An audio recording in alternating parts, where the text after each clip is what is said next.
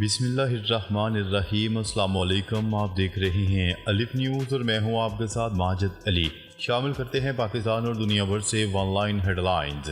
شام میں حزب اللہ کی گاڑی پر اسرائیل کا ڈرون حملہ۔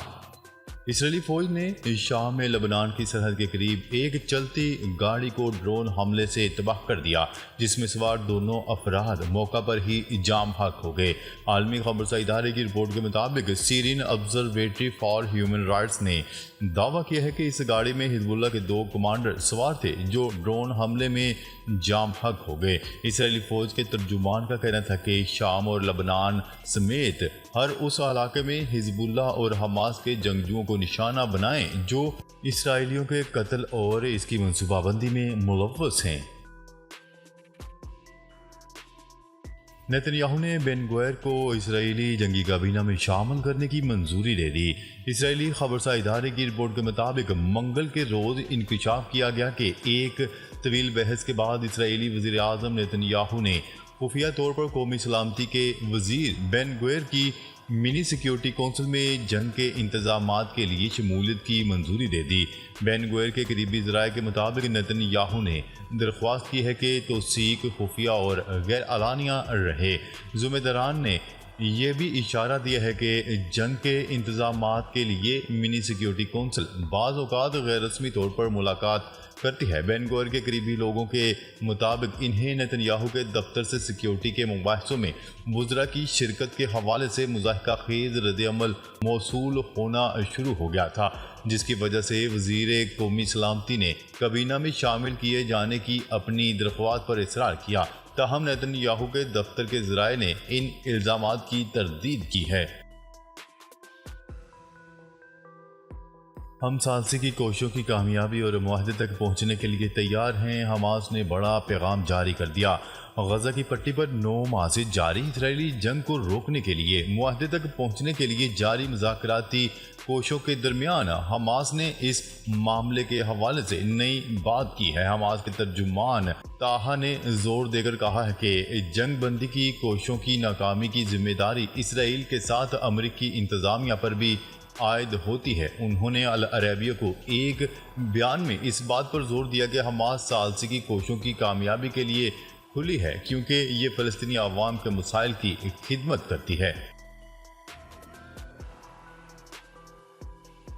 یوکرینی ہسپتال پر حملے کے بعد امریکہ کا فضائی دفاع کا اعلان۔ روس نے یوکرین کے 38 ڈرون تباہ کر دیے۔ روسی وزارت دفاع نے منگل کے روز نوجوانوں کو بتایا کہ روس کے فضائی دفاعی نظام نے پیر اور منگل کی درمیانی شب یوکرین کی جانب سے داغے گئے 38 ڈرون مار گرائے۔ روسی وزارت دفاع کی طرف سے ٹیلی گرام پر جاری بیان میں کہا گیا ہے کہ روسی فضائی دفاعی نظام نے بیلگرود خطے میں 3 کرسک کے علاقے میں 7 وورونیز میں 2 روستوف خطے میں 21 اور استرخان خطے میں 5 ڈرونز کو فضا میں ہی تباہ کر دیا۔ یوکرین پر روسی فضائی حملوں میں 30 سے زائد ہلاکتیں۔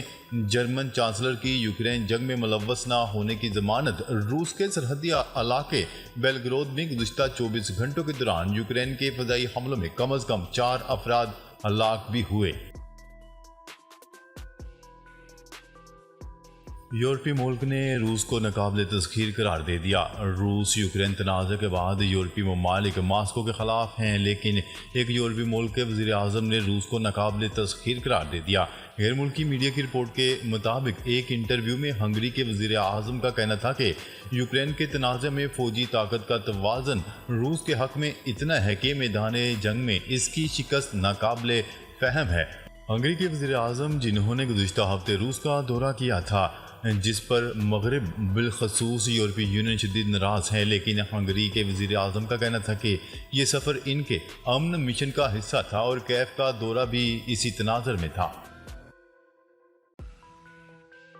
روس یوکرین جنگ بندی دنیا کے مفاد میں ہے۔ چینی رہنما شی جن پنگ نے کہا ہے کہ روس اور یوکرین کے درمیان 2.5 سال سے جاری جنگ بندی پوری دنیا کے مفاد میں ہے۔ چین کا سرکاری نشریاتی ادارے کی رپورٹ کے مطابق چینی رہنما شی جن پنگ نے ہنگری کے وزیر اعظم وکٹوریا اور بان کے ساتھ ملاقات میں کہا ہے کہ یوکرین اور روس کو ہتھیار ڈالنے پر اپنے مسائل کا سفارتی حل تلاش کرنے کے لیے بہتر طور پر کام کرنا ہوگا۔ ان کا مزید کہنا تھا کہ یہ تمام فریقوں کے مفاد میں ہے کہ لڑائی کو ختم اور جلد از جلد سیاسی حل تلاش کیا جائے۔ مقبوضہ کشمیر میں بھارتی فوج پر نامعلوم افراد کا حملہ۔ مقبوضہ کشمیر میں قابض بھارتی فورسز پر حملے میں 4 بھارتی فوجی ہلاک اور 6 زخمی ہو گئے۔ 2 بھارتی فوجیوں کی حالت تشویشناک بتائی جا رہی ہے۔ ضلع کٹھوعہ میں بھارتی فوج کی گاڑی کو دستی بموں اور فائرنگ کا نشانہ بنایا گیا۔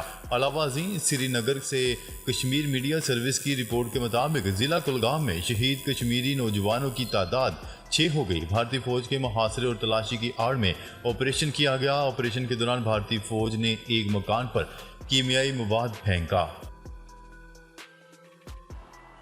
بھارتی وزیر اعظم اور روسی صدر ولادیمیر پوٹن کی ملاقات پر یوکرینی صدر کا شدید رد عمل۔ بھارتی وزیر اعظم نریندر مودی اور روسی صدر ولادیمیر پوٹن کی ملاقات پر یوکرین کے صدر ولادیمیر زیلنسکی نے شدید رد عمل کا اظہار کر دیا۔ سماجی رابطے کی ویب سائٹ ایکس پر جاری کیے گئے پیغام میں یوکرین کے صدر ولادیمیر زیلنسکی نے نریندر مودی کی ولادیمیر پوٹن کے ساتھ ملاقات کو بہت مایوس کن اور امن کی کوششوں کے لیے ایک تباہ کن دھچکا قرار دیا۔ ولادیمیر زیلنسکی کا کہنا تھا کہ ماسکو میں دنیا کی سب سے بڑی جمہوریت نے دنیا کے سب سے بڑے مجرم کو گلے لگایا۔ روسی فوج سے تمام بھارتیوں کے نکالنے کا فیصلہ۔ روس نے اپنی فوج میں کام کرنے والے تمام بھارتیوں کو نکالنے کا فیصلہ کر لیا۔ بھارتی میڈیا کی رپورٹ کے مطابق بھارتی وزیر اعظم نریندر مودی 2 روزہ دورے پر ماسکو میں موجود ہیں، جہاں انہوں نے روسی صدر ولادیمیر پوٹن کی طرف سے دیے گئے ایک اشارے میں یہ مسئلہ اٹھایا۔ میڈیا رپورٹس میں بتایا گیا ہے کہ یوکرین اور روس کی جنگ کے دوران 2 بھارتی ہلاک ہو چکے ہیں، جبکہ درجنوں جنگی علاقے میں پھنسے ہوئے ہیں، جن کا دعویٰ ہے کہ انہیں دھوکہ دہی کے ذریعے لڑنے کے لیے آمادہ کیا گیا۔ اسرائیلی پارلیمنٹ میں حماس کمانڈر یحییٰ سنوار کی فاتحانہ تصویر لہرا دی گئی۔ اسرائیلی پارلیمنٹ میں 7 اکتوبر کو حماس کے حملے کی منصوبہ ساز کمانڈر یحییٰ سنوار کی فاتحانہ تصویر لہرائی گئی۔ ٹائمز آف اسرائیل کی رپورٹ کے مطابق اسرائیلی وزیر خزانہ نے پارلیمنٹ میں میڈیا سے گفتگو کرتے ہوئے غزہ میں حماس کے سیاسی شعبے کے سربراہ اور دنیا کو انتہائی مطلوب حماس رہنما یحییٰ سنوار کی تصویر لہرا دی۔ اس تصویر میں یحییٰ سنوار فاتحانہ انداز میں دونوں ہاتھ بلند کیے کھڑے ہیں اور انگلیوں سے فتح کا نشان بنا رہے ہیں۔ اسرائیلی وزیر خزانہ نے یرغمالیوں کی رہائی کے لیے حماس سے معاہدے کی مخالفت کرتے ہوئے کہا ہے کہ ایسا کرنا اسرائیل کی شکست اور ذلت کے مترادف ہوگا۔ غزہ میں ہلاکتوں کی درست تعداد 1,86,000 تک ہو سکتی ہے۔ نئی رپورٹ نے تہلکہ مچا دیا۔ طب کے شعبے کے عالمی شہرت یافتہ تحقیقی جریدے لینسٹ نے اپنی رپورٹ میں دعویٰ کر دیا ہے کہ غزہ میں ہلاکتوں کی تعداد 38,000 سے زیادہ بتائی جا رہی ہے، تاہم درست تعداد اس سے کہیں زیادہ ہو سکتی ہے۔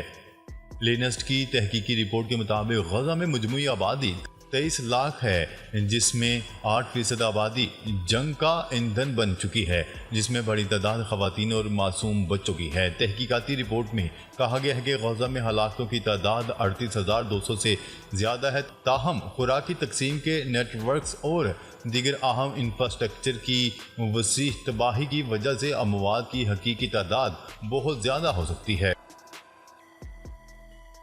امریکہ میں سمندری طوفان بیریل نے امریکہ کی جنوبی ریاستوں میں تباہی مچا دی، جس کے نتیجے میں 7 افراد ہلاک اور لاکھوں افراد بجلی سے محروم ہو گئے۔ غیر ملکی میڈیا کی رپورٹ کے مطابق سمندری طوفان پیر کی صبح امریکہ کی جنوبی ریاست ٹیکساس اور لوزینیا سے ٹکرا گیا، جس کے بعد انتظامیہ نے تیز ہواؤں اور 38 سینٹی میٹر تک بارش کی پیشگوئی کرتے ہوئے عوام کو خبردار کیا۔ میڈیا رپورٹس کے مطابق طوفان کی وجہ سے مختلف حادثات میں 7 افراد اپنی جان سے ہاتھ دھو بیٹھے ہیں اور 30 لاکھ کے قریب افراد بجلی سے محروم ہو گئے۔ سعودی عرب کے فرمانروا شاہ سلمان بن عبدالعزیز نے متعدد نامور غیر ملکی کھلاڑیوں کو سعودی شہریت دینے کی منظوری دے دی۔ سعودی عرب کے ویژن 2030 کے تحت اسکلڈ پروفیشنلز کے لیے اپنی شہریت کھول دی گئی ہے۔ یہ اقدام ویژن 2030 کے تحت اسپورٹس کے شعبے کو ترقی دینے کے لیے ولی عہد شہزادہ محمد بن سلمان کے ویژن کے تحت کیا گیا ہے۔